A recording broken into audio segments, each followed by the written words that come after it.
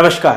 हिंदुस्तान की राजनीति में कई ऐसे अनसुलझे सवाल हैं, पहलू हैं जिनको कभी सुलझाया नहीं गया है।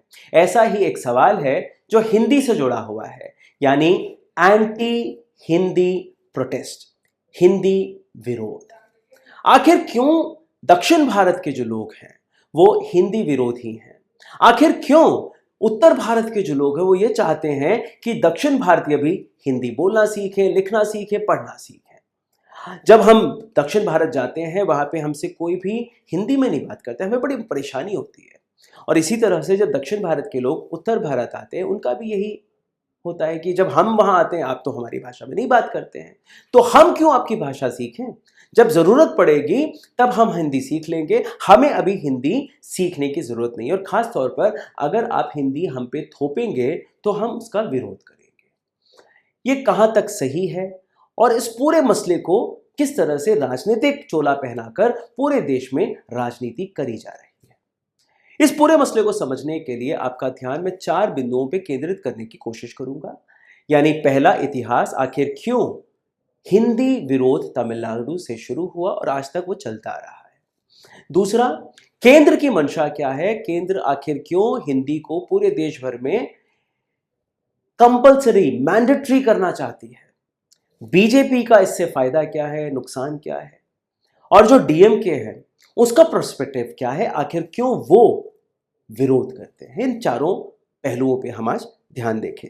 तो सबसे पहले तो हम इतिहास की ओर चलते हैं। इतिहास में अगर आप देखें 1937 जो पहला हिंदी विरोध यानी एंटी हिंदी प्रोटेस्ट जो हुआ वो 1937 पे हुआ।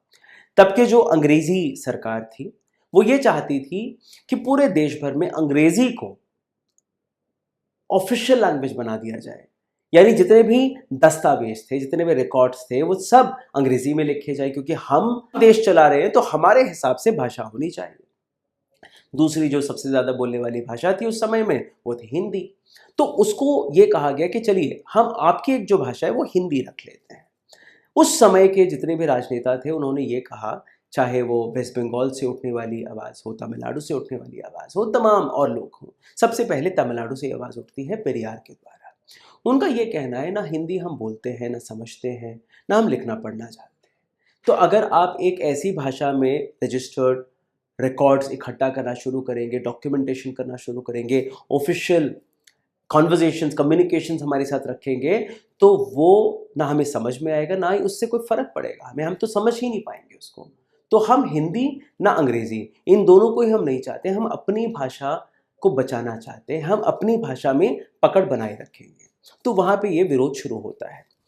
अब ये धीरे धीरे धीरे चलता आता है। 1947 में हमें आज़ादी भी मिल जाती है।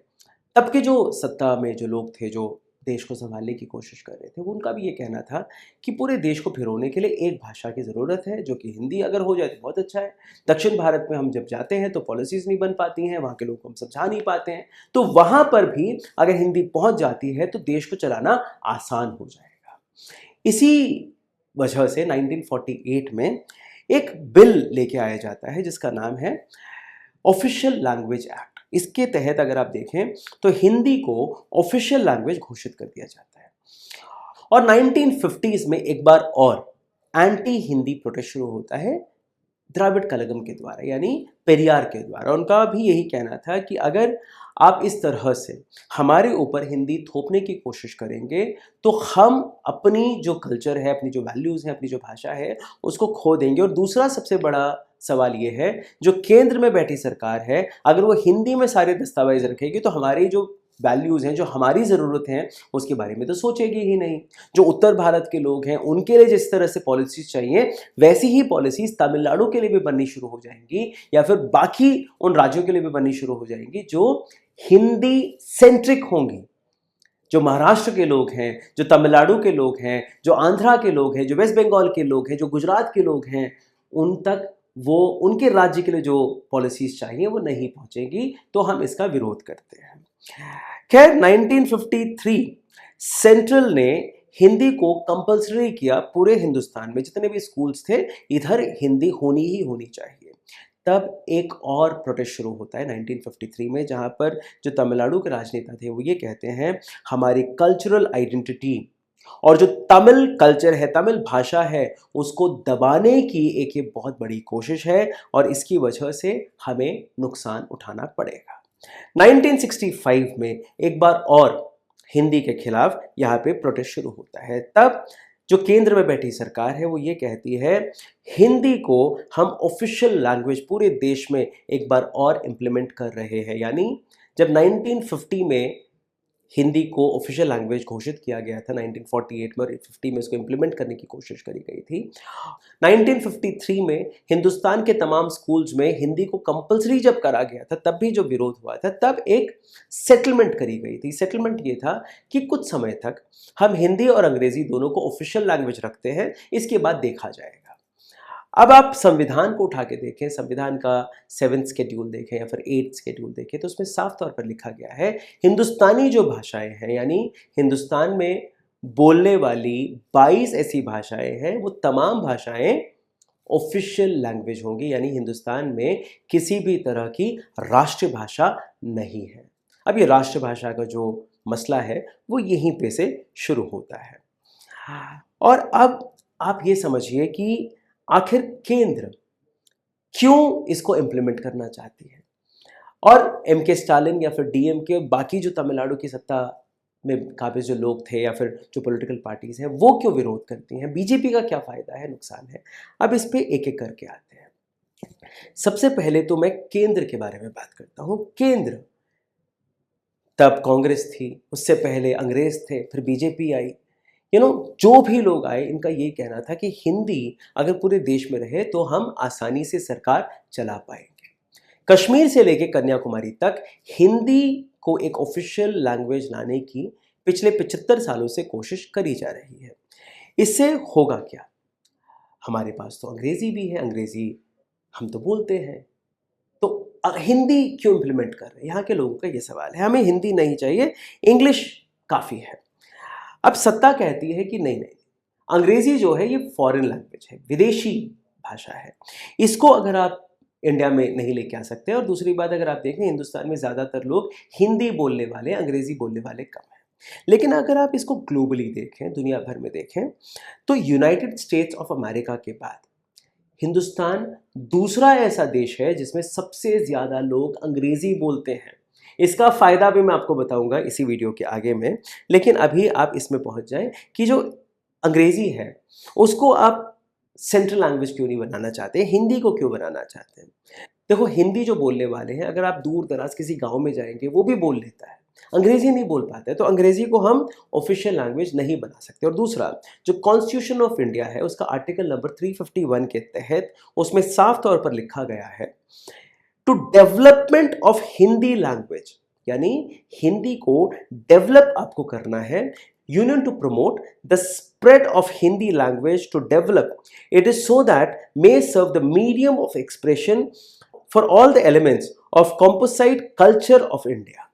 यानी हिंदी एक ऐसी कड़ी बन जाए जो पूरे देश में कल्चरल वैल्यूज को और बाकी चीज़ों को स्प्रेड करने का काम करे। तो आपको हिंदी को बढ़ावा देना चाहिए। इसके अलावा हिंदुस्तानी जो भाषाएं हैं, जिसमें संस्कृत भी है, असमीज भी है, तेलुगु भी है, तमिल भी है, मलयालम भी है, मराठी भी है, ये तमाम जो भाषाएं हैं इनको भी हिंदुस्तानी भाषा में लाया गया है। यानी जैसे हिंदी है, बाकी भाषाएं भी हैं। यानी जो केंद्र का ये कहना है कि हिंदी को प्रमोट करने को कहा गया है, तो ऐसा नहीं है। जो बाकी भाषाएं हैं उनका भी महत्व उतना ही है जितना हिंदी को है। अब जो न्यू एजुकेशन पॉलिसी है, इसके तहत यह कहा गया है कि एक जो है आप अंग्रेजी पढ़ें, दूसरा जो है वो आप हिंदी पढ़ें, कंपलसरी पढ़ें, और तीसरा जो है आपकी जो राज्य की भाषा है वो पढ़ें।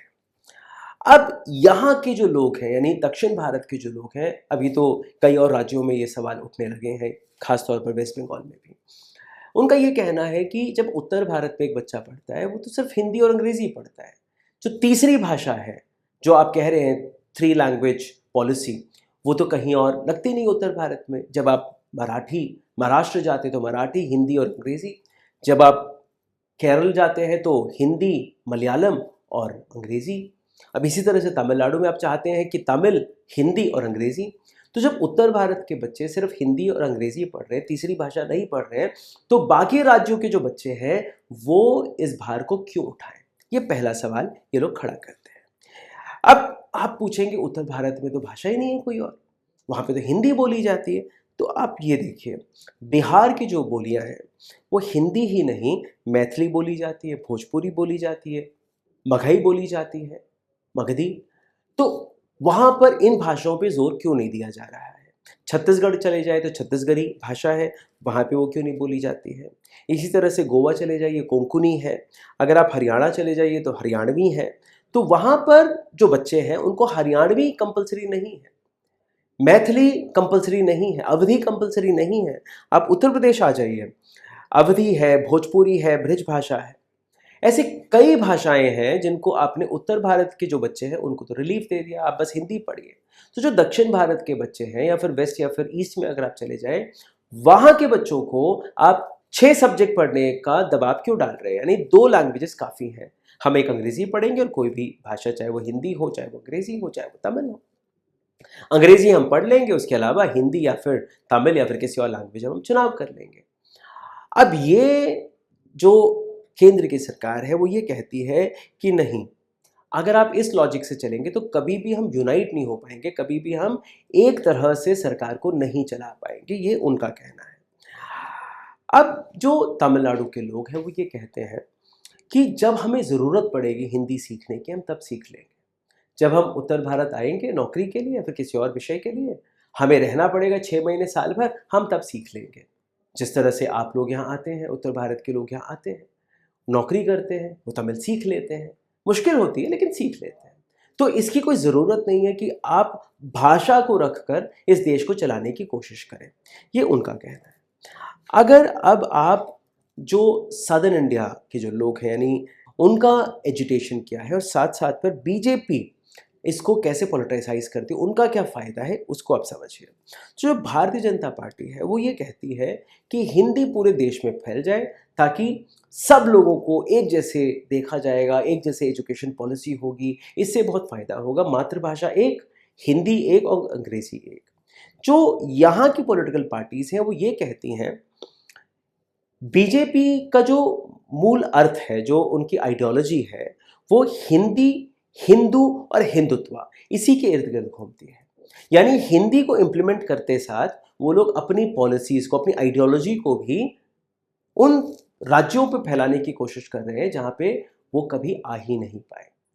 दक्षिण भारत में अगर आप देखें, सिवाय कर्नाटका के, उन्होंने कभी भी कुछ हासिल नहीं किया। खासतौर पर ना वो आंध्र प्रदेश में कुछ कर पाए, ना वो केरल में कुछ कर पाए, ना ही वो तमिलनाडु में कुछ कर पाए। और कर्नाटका में भी उन लोगों ने कुछ बहुत बड़ा सत्ता नहीं हासिल करी, बहुत मुश्किल से उन्होंने एक बार सत्ता हासिल करी है। खैर, तो जो विरोध है बीजेपी के खिलाफ, जो दक्षिण भारत से सबसे ऊपर आता है, उसको तोड़ने के लिए, और बीजेपी अपने जो रूट्स है वो सदर्न इंडिया में फैलाना चाहती है, इस वजह से बीजेपी हिंदी को इम्पोज करने की कोशिश करे। उसके लिए एक नया चोला लोगों ने ओढ़ लिया जिसका नाम है न्यू एजुकेशन पॉलिसी।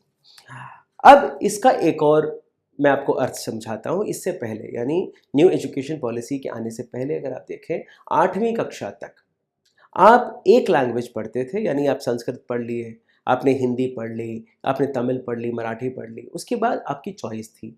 अंग्रेजी के साथ साथ आप कोई भी एक भाषा का चुनाव कर सकते थे। यानी आपके स्कूल में अगर हिंदी के अलावा संस्कृत है, हिंदी के अलावा मराठी है, तमिल है, तो आप उसको चुनाव कर सकते थे और आप एक भाषा को छोड़ सकते थे। लेकिन न्यू एजुकेशन पॉलिसी के तहत 10वीं तक, यानी बोर्ड एग्जामिनेशन भी, आपको एक तीसरी लैंग्वेज को भी साथ में रखना होगा। मान लीजिए आप उत्तर भारत से दक्षिण भारत आते हैं, आपकी मातृभाषा तमिल नहीं है, तो आपने 8वीं तक तो पढ़ ली, आपको आ गई तमिल भाषा, आपने सीख ली, लेकिन उसके बाद आपकी इच्छा नहीं है मुझे पढ़ना, मुझे मुश्किल हो रही है, मेरे माँ बाप नहीं बोलते हैं तमिल, लेकिन क्योंकि मैं तमिलनाडु में है तो मुझे वो बोर्ड एग्जामिनेशन में 10वीं में तमिल की परीक्षा भी देनी पड़ेगी। इसी तरह से बाकी जो राज्य हैं उन पे भी यही इम्प्लीमेंट होता है। तो अगेन उसी चीज़ पे आते हैं कि जो उत्तर भारत के बच्चे हैं उनके पास इंग्लिश और हिंदी है, लेकिन जो बाकी राज्यों में बच्चे हैं उन पे हिंदी, इंग्लिश और उस राज्य की जो भाषा है उसका भी दबाव बढ़ जाता है। तो उनके पास ऑप्शन नहीं है ये एक सवाल उठ खड़ा होता है और भारतीय जनता पार्टी ये चाहती है कि हिंदी के साथ साथ हम अपनी आइडियोलॉजी को भी देश भर में फैलाना चाहते हैं, उसके लिए आसानी होगी, उसका ये जरिया बन जाएगा। ये उनके खिलाफ ये सवाल आता है। अब हम बात करते हैं डीएमके की, यानी वो क्यों चाहते हैं कि भाई नहीं होना चाहिए, अगर हिंदी आ गया तो हमारी राजनीति गड़बड़ा जाएगी, हमारी जो पॉलिसीज़ है वो गड़बड़ा जाएगी।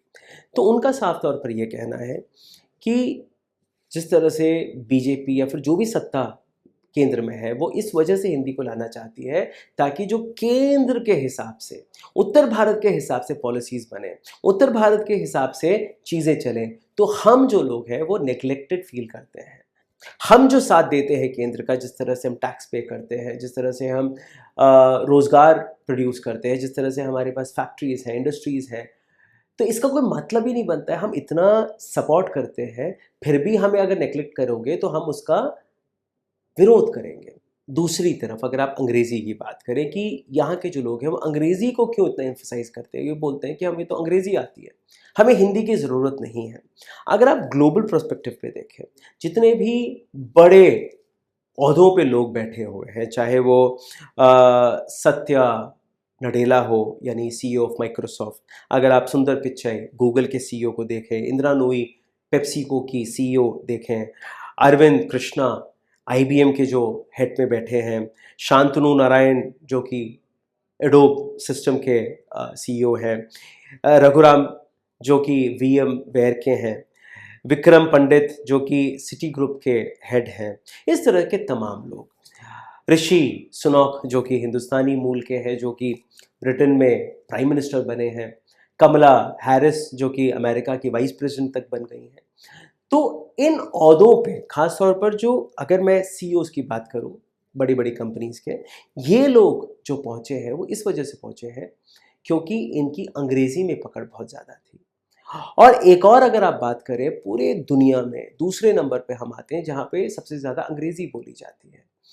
अगर हिंदी पे एम्फसाइज कर दिया गया होता, अगर हिंदी एक ऑप्शन रख दिया गया होता, तो क्या हम सुंदर पिचाई पैदा कर पाते, क्या हम इंदिरा नूई जैसे लोग ला पाते, क्या हम सत्या नडेला जैसे लोग, हमारे जो हिंदुस्तानी मूल के लोग हैं, इस टॉप पोजीशन पे पहुंच पाते? तो एक बहुत बड़ा सवाल है।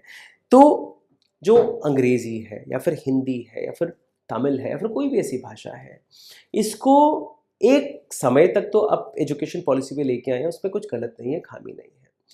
लेकिन जब आप उसको कंपल्सरी करते हैं, जब आप ये कहते हैं नहीं, आप इसको अपनाएंगे ही अपनाएंगे, अगर आप ये नहीं लेंगे तो हम आपको पैसा नहीं देंगे।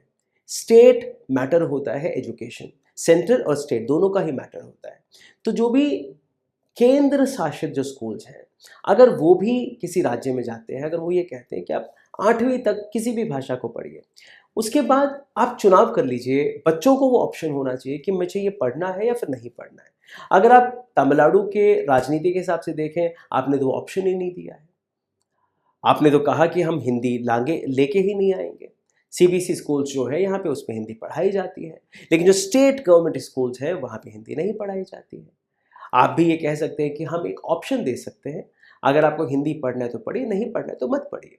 तो जो यहाँ की राजनीति है वो ये कहती है हम हिंदी को लाना ही नहीं चाहेंगे। जो केंद्र की राजनीति है वो ये कहती है हम हिंदी लाके ही रहेंगे। ये जो इमोशनली हम सोचने लगते हैं, जो इमोशनली हम चीज़ों को समझने की कोशिश करते हैं, वहीं पे हम उलझ जाते हैं।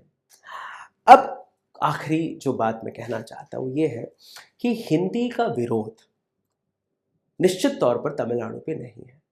यानी यहाँ पे वो तमाम हिंदी फिल्म्स आती हैं, यहाँ पे हिंदी प्रचार सभा एक बहुत बड़ा ऑर्गेनाइजेशन है जो हिंदी का प्रचार करता है, और मेरे ख्याल से देश भर में पहला ऐसे प्रचार सभा थी जो तमिलनाडु में चेन्नई में खुली थी।